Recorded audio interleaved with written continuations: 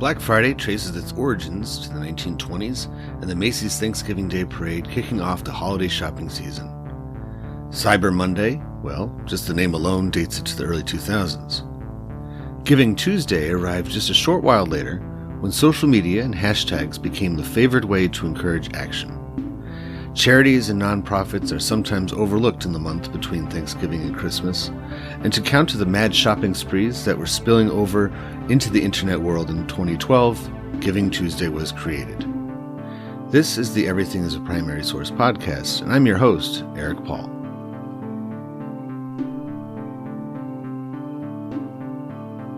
I have 3 podcast karaoke segments to present in order to recognize the day. First up is my conversation with Brock of the Prescott Park Arts Festival in Portsmouth, New Hampshire, recorded just this past June, right in the park, where we talk about, you guessed it, Prescott Park as a primary source. I have fond memories of this park during my childhood in the 1980s.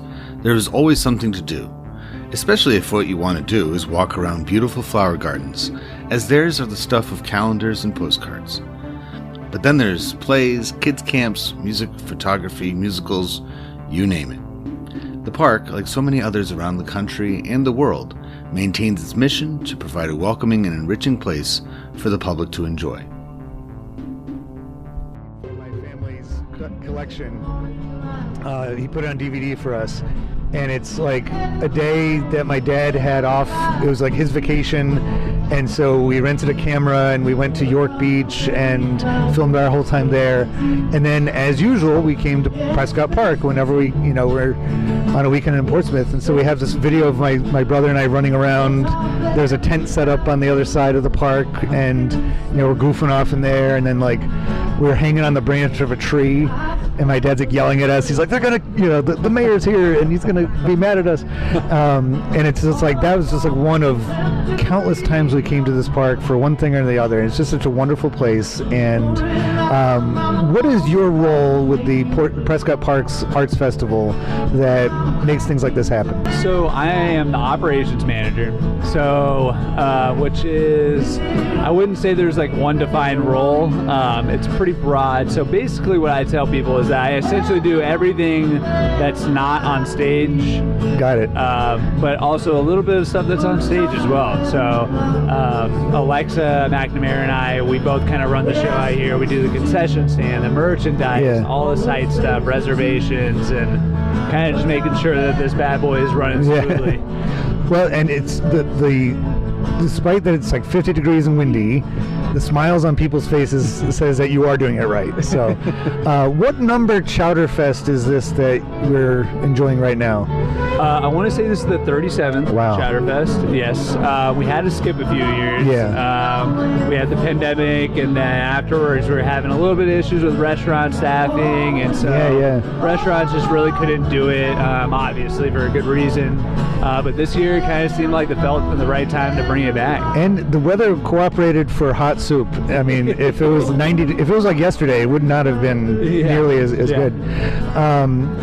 What is it that you would say? So, you have right there a facsimile of the Chowderfest, I think from 1990. And WOKQ has long been the sponsor of it. Looks like I was just telling somebody, actually random on the parade route, because I was talking about Chowderfest with them, and I have a recollection of going to one when I was a kid, but it wasn't here. It was at some plaza, kind of a nice one, but not. It was in the parking lot of and it was one of those things. When you're a kid, you don't really think about where you're going. Your parents just bring you somewhere, and we got out of the car. I'm oh, we're here, and then next thing I know, I'm sampling all this chowder. I'm oh, this is great, and I assume that was the Chowder Fest, but it may have been just a Chowder Fest. Huh. As far as you know, has it always been in Prescott Park, or does Prescott Park have its own that it's That is a good question. As far as I know, we're the ones that are putting it on. This is the oldest Chowder Festival in New England, maybe even the East Coast as well. Wow. I know that they tried a little bit of off-site festivals, but I think most of the Chowders, at least in recent history, have been here at the park. What does it tell you about, I think, Portsmouth? Maybe we'll just say specifically Prescott Park. that this isn't the only thing that happens here, and you get a great turnout, whether it's chowder, whether it's a musical. What does that tell you about the park's role in Portsmouth culture? Yeah, that's a good question. So Prescott Park Arts Festival is a lot of times, just like yourself, is kind of their first stepping stone into the art culture and the art experience. So a lot of people, like we talk to people all the time and that are in their 50s and 60s that are saying that this is where they came when they were a kid and this is their first experience into art. And whenever I do a lot of the hiring, Alexa and I do hiring for the seasonal staff. And we always ask the same question, which is, do you have a favorite memory at the festival? And everybody always has like something very specific to say, and they're always different, which is really interesting to me. Is that you think about, you see all the kids walking around here right now. It's like, I wonder how many of them are going to be bringing their kids to the festival one day to get their first take of a musical or a concert or anything like that. It's such a, and it's like, I posted on Instagram about it recently, about just a very short version of the story of how this park came to be. I was surprised when I was old enough to know anything about this stuff that this wasn't always a park. Like, I always pictured it like 18th century, like people promenading around and the truth of the matter, it was like a wharf then, and then by the 20th century it had turned into like a junkyard and wasn't really quite the cultural centerpiece that you're talking about. But we're glad that it is, and it doesn't look like it's ever going to turn back. Because people, one of the bumper stickers that you hooked me up with, it's probably buried right now just it doesn't blow away.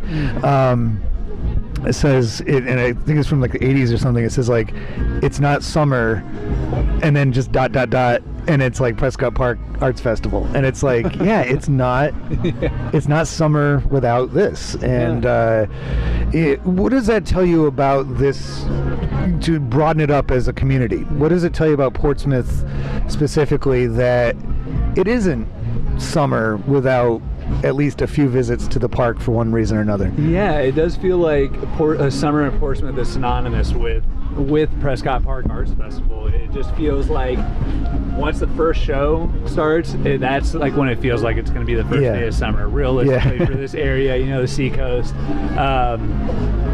It's just one of those things where, we're working a lot of hours here, all the staff here is working a lot of hours, but there's just no better way, like no other way that we would like to spend our summer, just out here in the park all day. The city, we get a lot of support from the city, and it's like all our donors, all the organizations and businesses. It's just like a big team, and obviously we have a small staff with the festival, but really it's the whole city of Portsmouth. It's the Seacoast that puts us on, and we couldn't do it without the support of everyone involved. It's it really is a testament to when they put a musical on here, you have to, people start putting their blankets out at like 11 in the morning for an evening show, and if you show up anytime, late-ish, you're sitting all the way back, where we are right now. You can't even see the stage. And it's just like, that is, I know it's replicated throughout the country. There's other parks and waterfronts and stuff like that, but this one just has always seemed so genuine. And I think that's what I had a student in my class a couple years ago. He's in a local history class, and my last question was, and I brought it to New Hampshire, but I think Portsmouth is like 400 years old, so it very much fits the bill.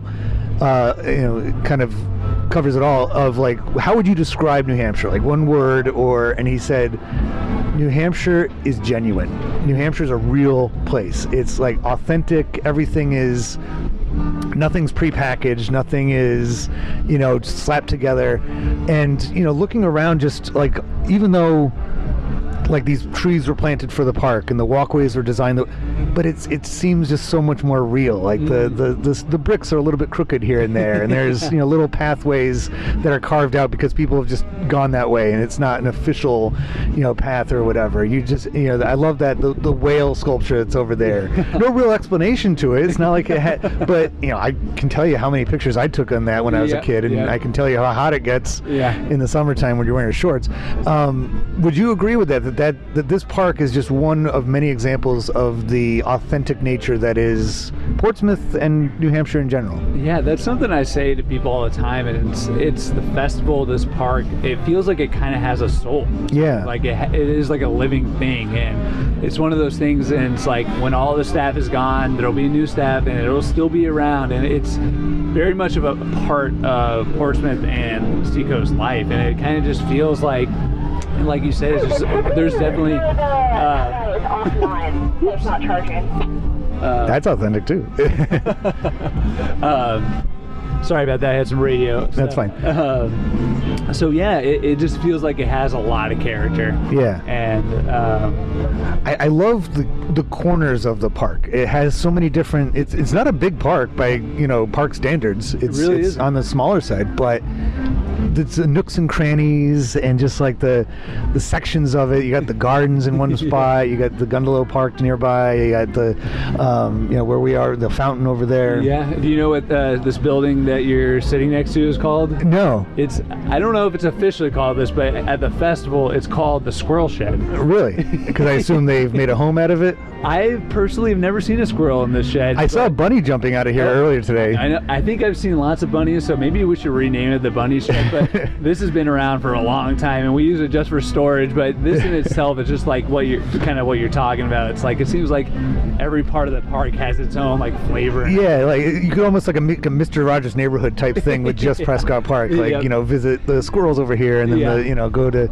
And it seemed like for a while in the '80s, my brother used to joke that seemed like there was always a guy that looked like Gallagher the comedian on roller skates. Like it was just like that kind of place where the 70s were still alive, even though it was like 1989. Guys like bell bottoms like dancing around and boom boxes and stuff like that. And it's like it has, I love that character. It just has like that, and it's almost like the entire city is informing the character of it. Like even the fountain over there, that memorial fountain, came from another part of town, from the federal building area, and then brought that over here, and then the gardens are tended by all sorts of people. So it's just like the most organic version of the city is just kind of like on display where it should be, right on the waterfront. So how would you rate, because the chowder probably went pretty quick again this year. It did. Is that something that is just kind of like baked into the thing where you're like, it's gonna go in about half an hour? We right there. We tried something a little bit different this year.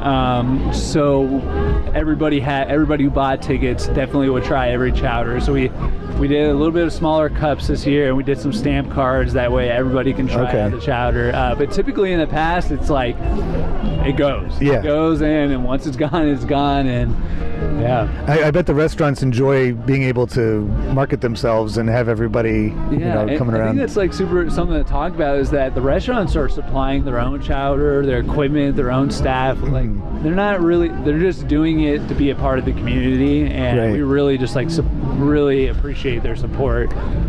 Portsmouth is definitely a great foodie town. It always has been, but even better nowadays, and I'm so glad that things are back to normal in that regard, because I remember hearing a lot of business owners and a lot of restaurant owners all around the country were not enjoying pandemic rules and stuff like that. But it seemed like Portsmouth in particular, which has always really relied on the unique buildings that they occupy as being part of the experience of dining.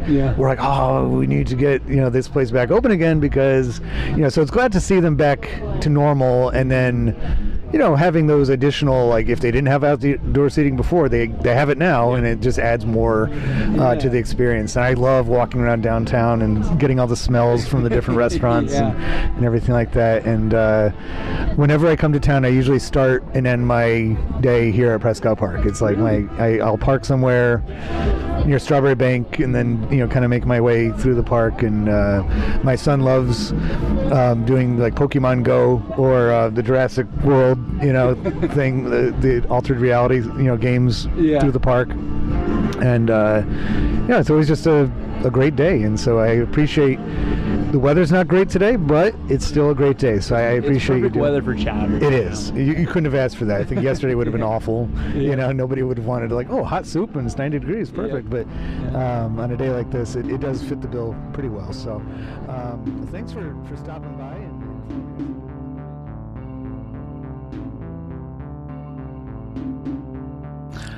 Portsmouth celebrated its 400th birthday all year in 2023. It'll be just a little bit longer until Exeter, another Seacoast region town, and the setting for the next segment, will have its quadricentennial. But when it does come in 2038, you can be sure that the American Independence Museum will have a major role in the celebration. I spoke with Museum Director Jennifer Carr on Exeter's Independence Day. It's a celebration of the Declaration of Independence, just the same as the 4th of July for the whole country, except a week and a half later. Take a listen to our conversation to learn more.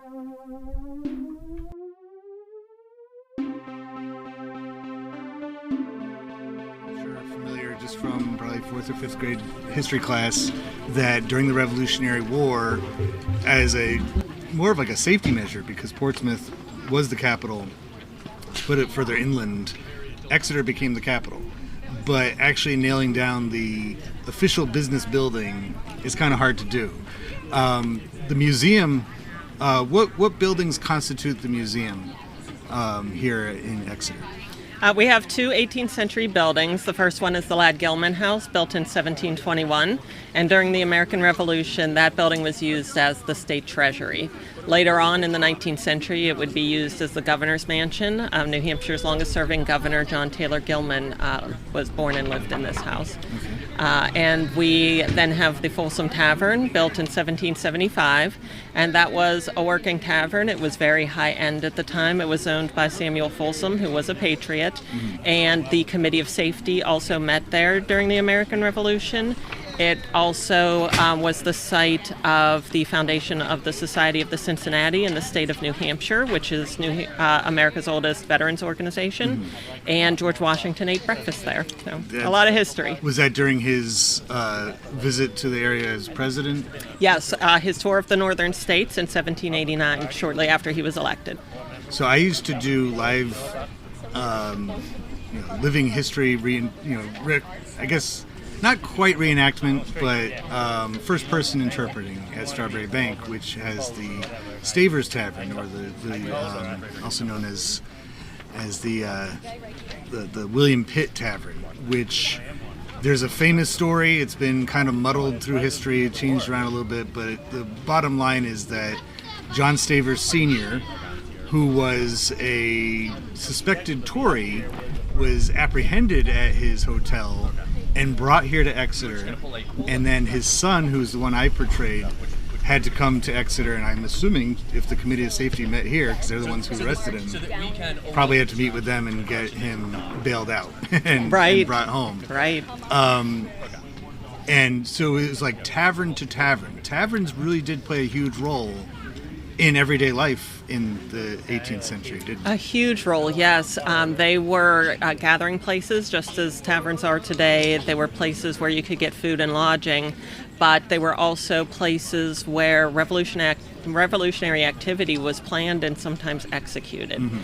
So they were very significant to the American Revolution, for sure. And especially considering what a cultural hub they had become in each of these pretty small-sized towns. Exeter is now and was then much smaller than Portsmouth. Yes. So they probably had even more of a close-knit community that would utilize taverns in that manner. And it's funny that you say that about Gilman's tavern as being higher end, but he was a patriot. Stavers was considered higher end in Portsmouth, but like I said, he was considered or thought to be a British sympathizer for the same reasons, because he catered to the wealthy elite. So it seemed like hugging the coastline, the wealthy elite tended to be Tory, but inland a little bit more they might not be as much. Yeah, Exeter was definitely a patriot town. But what's interesting about the Gilman family is we had part of the Gilman family lived in the Ladd Gilman house here on our grounds, but there's also the Gilman Garrison house, which is just down the street from us, and they were cousins to the Gilmans who live here. And the Gilmans who lived at the Gilman Garrison house are known to be loyalists. So the family was a little bit divided, but from what I understand, even though this was strongly a patriot town, they sort of had respect for the loyalist Gilmans. It didn't give them much trouble. Nobody got tarred and feathered, as far as I know. And behind us are some British troops, so that would be to ensure that there wouldn't be tarring and feathering going on, because they're doing some kind of muster with the kids right now.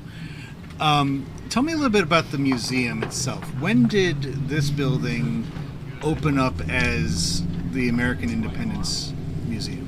This opened in 1991. And the story behind that is really interesting. This house was being used as the headquarters for the Society of the Cincinnati in the state of New Hampshire. It's still the headquarters for the society. But there was a society member doing some work in the attic in 1985, and he found a document that he thought maybe might look authentic. It was a copy of the Declaration of Independence. And so they took it to some experts and had it authenticated, and it turned out it was an original 1776 Dunlap broadside printing of the Declaration of Independence, which was distributed to all of the colonies on July 4th, 1776. And the story goes that there was a bit of a fight with the state over who had ownership of the document. And in the end, they decided that the society would maintain possession of the document under the condition that it be made available to the public. And so the society decided to turn their headquarters into an educational center to share the Dunlap broadside with the public. And then we opened to the public in 1991, and that's why. Okay, so this event today, oh, perfect. The guy just walked by with a Cincinnati shirt. I really shouldn't do that. It's such an audio medium of pointing things out that I can see to people. But so this event coincides with the museum. This is kind of like the core reason for the museum's existence, is to celebrate that connection to the Declaration of Independence that it has. Absolutely, and we're a little bit unusual in Exeter in that we don't celebrate the 4th of July like most towns do. We celebrate independence on the Saturday that's closest to the day that the Dunlap broadside arrived here, which was July 16th, 1776. So we always celebrate in mid-July instead of July 4th.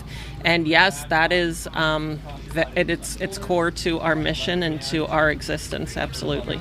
It's the Declaration of Independence is probably the very first example of American pop culture, because it was, even though it was forged in Philadelphia, there was a lot of hands involved in it, but it was made there, but then broadcast around the rest of the country, and it was received differently depending on who you were and what your feelings about the matter was, but it finally put an actual mission to what was going on.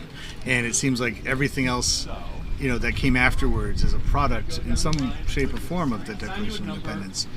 That, I brought a copy of this is laminated, so I hope it's not a real one. I don't think they usually put people's pictures in the, on Declaration of Sentiments, but this is from 1848, the Women's Rights Convention in Seneca Falls, New York, where it's almost word for word. When in the course of human events it becomes necessary for one portion of the family, so they went line by line with their Declaration of Sentiments, sometimes called the Women's Declaration of Independence, to the Declaration of Independence, not necessarily because they were trying to ride coattails or step on toes or anything, more because they knew that everybody knew that other one.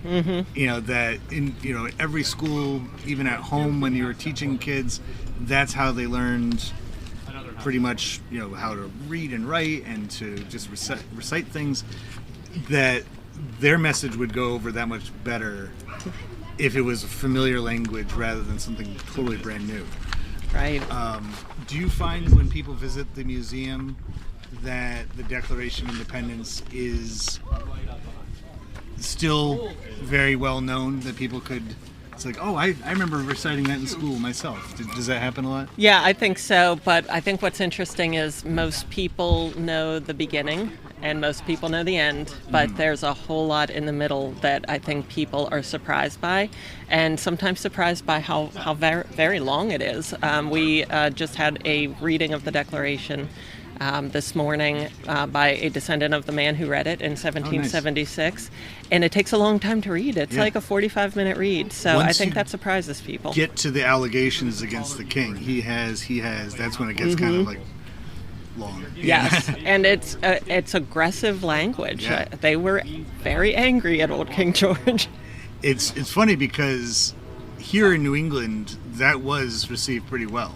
You know, you had enough of the more radical contingents of the independence movement that had been talking about it, because New Hampshire had submitted its own declaration in January of that same year, right? Right. So it wasn't like, blowing anybody away with, they're like, yeah, we feel that way too. Mm-hmm. But the further south you go, the more people are like, yeah, that's not, they weren't as comfortable with it. It really was, like, what are we doing here? Yeah, one of the favorite things I like to point out about the Declaration that I think surprises people. And we have this. I think we have this image that when the Declaration was adopted, it was celebratory. But if you read some of the firsthand accounts of people who were in the room when the Declaration was adopted, they say it was a very somber and a very grim attitude because they believed that they had just signed their own death warrant. Right. And so that is something that, we try to always bring out all of the perspectives, not just the romantic histories, when we talk to our guests. And that's something people don't really think much about, that they were actually committing treason and were at very real risk of being put to death for their crimes against Britain. A lot of those images that come out from the Declaration of Independence being signed have just been like that romanticized version of it. There's men standing around and they're presenting this document, and it just kind of falls into the minutia of American images, what we're familiar with. And oftentimes confused with the Constitution being forged as well. People confuse the two. Right. Same setting, same room, in fact. But and a lot of the same people. But it was like it's just kind of like, July 4th, we do that. But you're right. It is.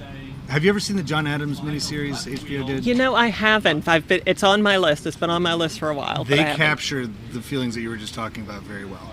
Yeah. They show them debating it through the night. It's not. No, also on that. It's like they really get that across. And when John Dickinson stands up and gives his opposition to it, his fears, and then John Adams, shows up his hope.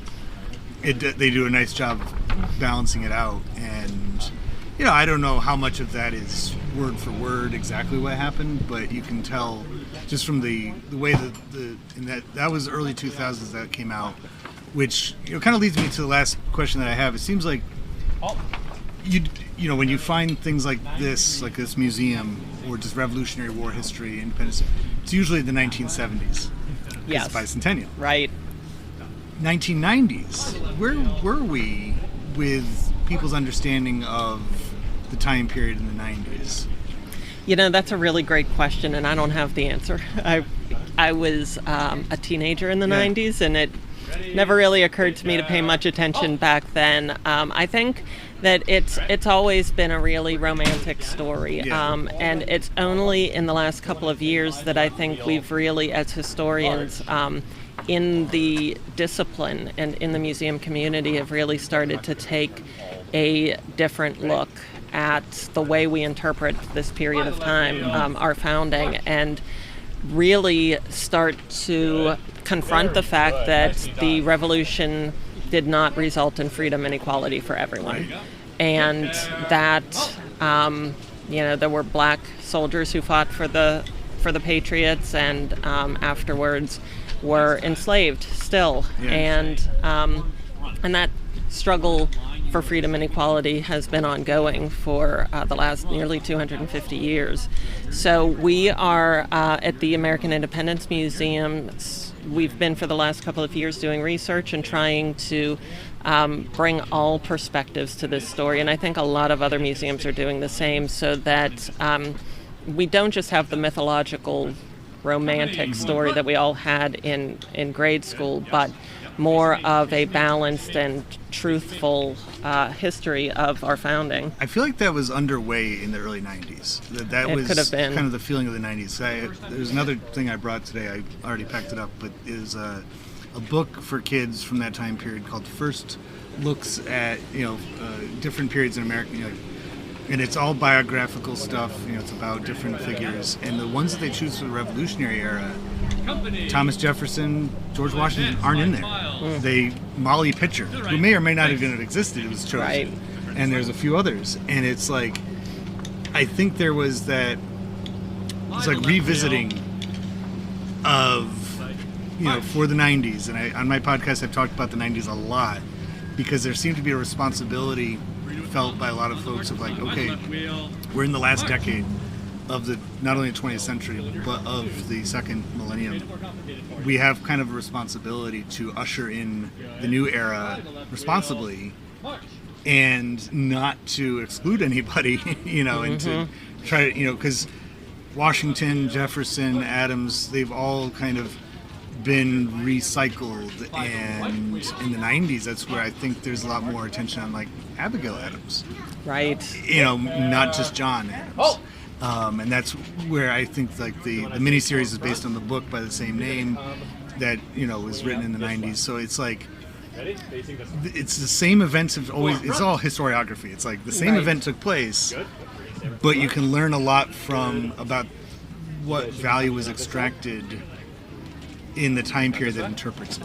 Absolutely, yes. So this building really says that. And that's so you can learn so much about history by how history was written, and it. We have this sort of tradition of talking about like Jefferson and Adams as these mythological figures. They were stoic in the face of this incredible, extraordinary circumstance they were in, and they were honest and virtuous, but they were human. Right. And I think a lot of their own stories, we do a disservice by not treating them as human. So that's really what we're trying to do here at the Independence Museum is, not only telling the heroic stories, but also telling the parts that aren't so romantic and that are darker. But not to vilify anybody, just to let people know that our founders were human and they were in a really extraordinary time, and they did some amazing things. They also did some things that weren't so great, but they were human like that. And they set, Declaration of Independence obviously is essential to the country existing, but the Constitution, because a lot of people overlook the Articles of Confederation. They're just like that was the original Constitution, and that really reflected the Declaration's ideals much more. It was about states being their own countries and just kind of being related to each other, not having but it was the Constitution that was the one that not only solidified the Declaration and its ideals, but set the scene for, so like every time it's been amended is a reflection of that time period. Yes. It's like, so women's suffrage is a reflection of the early 21st century. And I don't know if they're going to be firing right now, but end up on the podcast. Listeners are probably hearing the kids drilling right now, which is kind of cool. But, it's like they have... It just kind of works out that way, where it's like you can treat, as I always say, everything, a museum, a constitutional amendment, a entire town, as a document of its time. So absolutely. I'm so grateful that you took the time out of your busy, your cornerstone day of course, to talk to me about this. Great talking to you. I will wish all the listeners, make sure that you seek out, if you're ever in the Seacoast of New Hampshire, seek out the American Independence Museum. You'll not be disappointed at all. Have a great day. We now head back to the original colonial capital for the last segment, and back to Prescott Park on that wonderful, drizzly, windy day in June. Erica McAvoy heads the Moffatt-Ladd House Museum, which was the home at one point of William Whipple, a New Hampshire Patriot leader and signer of the Declaration of Independence. It was also the home of an enslaved man, Prince Whipple, whose story is just recently getting the attention it deserves.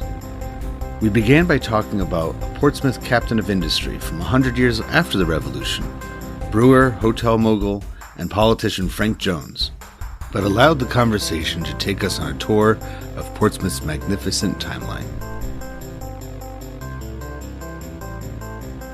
It's going to be all of our first and only, probably centennial.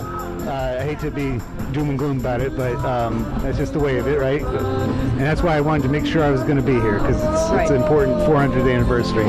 So you chose from my table of pop culture Portsmouth artifacts, and it's a windy day, so it's kind of blown all of it, an image of the Frank Jones Brewery here in Portsmouth on Islington Street. Yes. And Frank Jones is probably about a century after William Whipple as far as his notoriety. Among other things, he was the mayor of Portsmouth, but here he's brewer and also hotel owner. So he owned a lot of hotels around here. And what made you choose this one?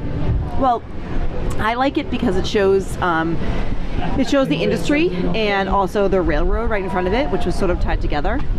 It shows a couple active factories that you don't see nowadays in Portsmouth so much. Yeah. But it depicts a certain period of time. Yeah, when it seemed like the industry was... That's right. What do you think? Do you think that's a cool picture? Do you like that? Do you see the train at the bottom? It is... It's like, so I guess the question I have for you is who likely made it, and I guess we can say either the brewery itself or that image, because the image is very busy. Yeah. It's like intentionally made to give.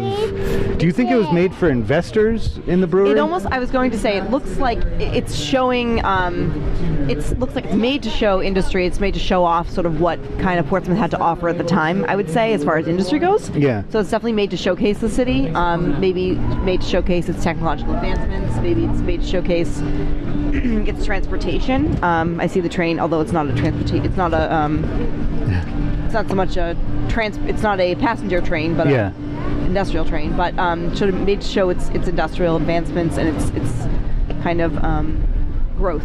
It really reminds me a lot of those like panorama pictures you get from that same time period where like every corner of the country had one as a way it's almost like it speaks volumes about just the, like you said, the business potential of the area. And this is the era of, so we're looking at like late 1880s or so in this picture probably. Probably, yeah. And that is the era of big business, right? Where it's all, like, that's really like the origins of American business was that era of, instead of always relying on Europe for, industry and manufacturing and, capital, it was America self-sustaining it. This was the Gilded Age. Right, it was. And Frank Jones was like the leader in this area of that. When I teach local history to my students, I ask the question about people like Frank Jones and Ichabod Goodwin, who weren't quite peers. I think Frank Jones is a little bit younger than Goodwin was, but the question is, were they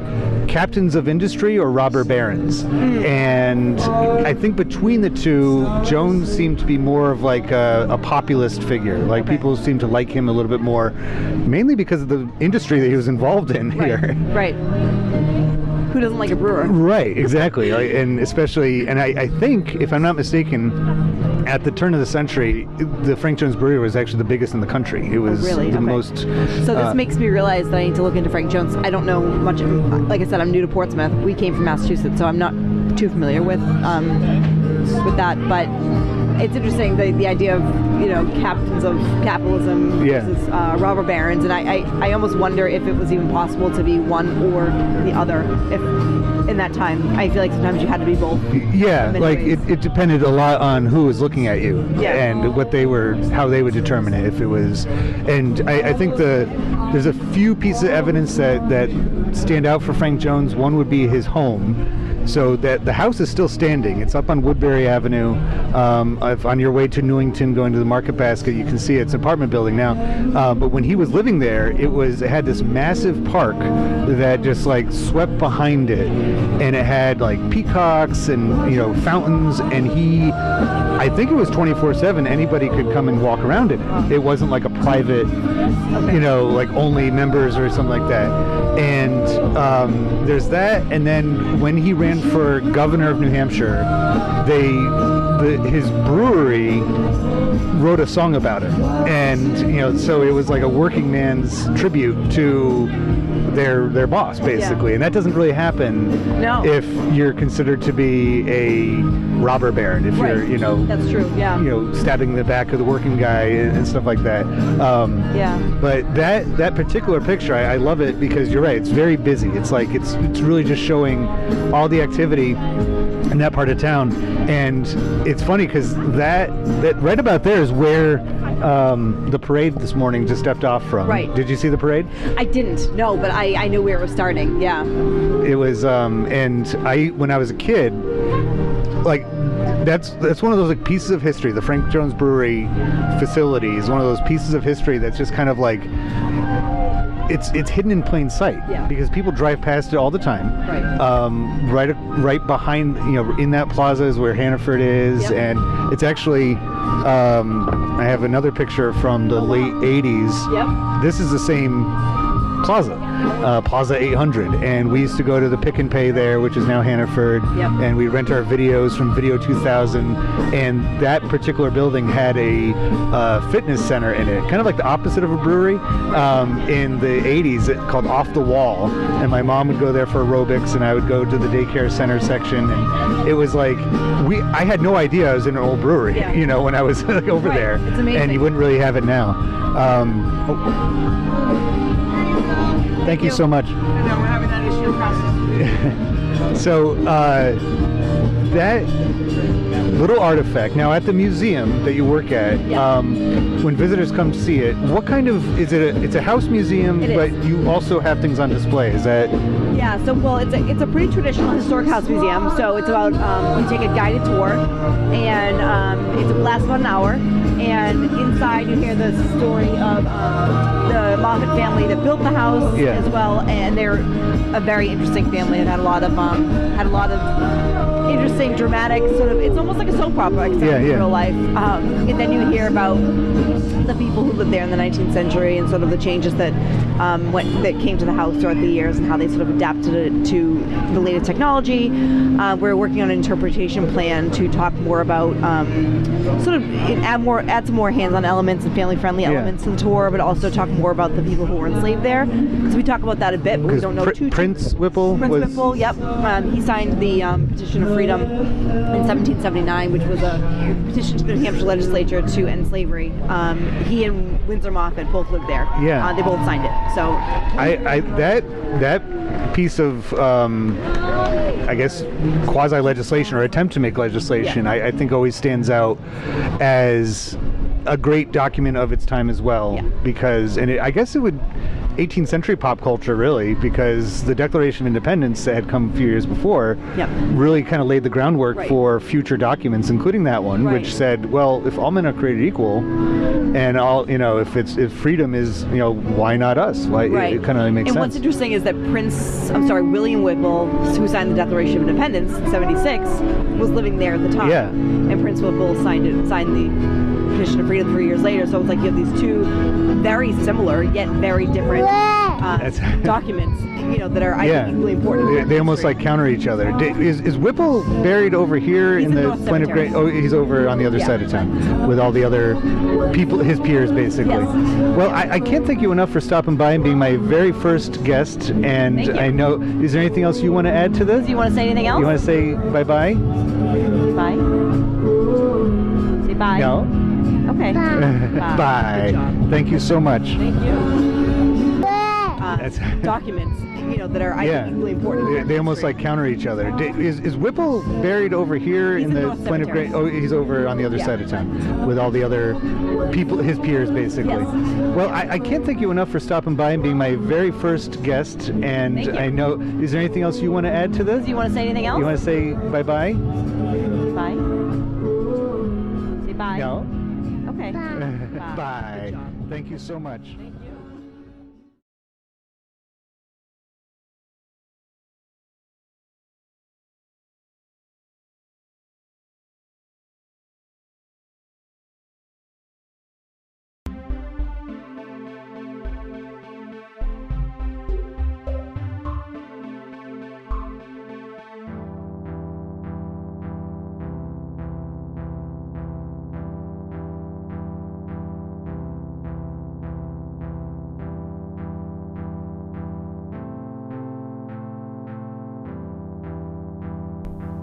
Giving Tuesday is a primary source.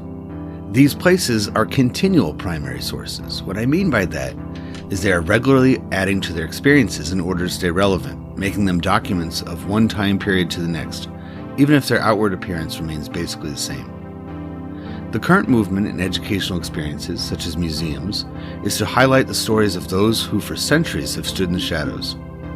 This falls to the essential problem that there are too few of what would be considered traditional primary sources available to learn about people who have ended up in the margins of the past. This is when seeking out and studying irregular artifacts proves its value. Giving Tuesday lasts just one day, but plenty of charities and nonprofits such as the places chronicled on today's podcast are glad to receive gifts and donations all year long so that they can fulfill their mission statements. And if you are involved in a museum or arts community, or really any institution, and believe, as I do, that podcasting would only enhance what you do, check out my podcast coaching and consulting opportunities at www.everything-history.com. We'll talk to you next time on the EPS podcast, where everything is a primary source.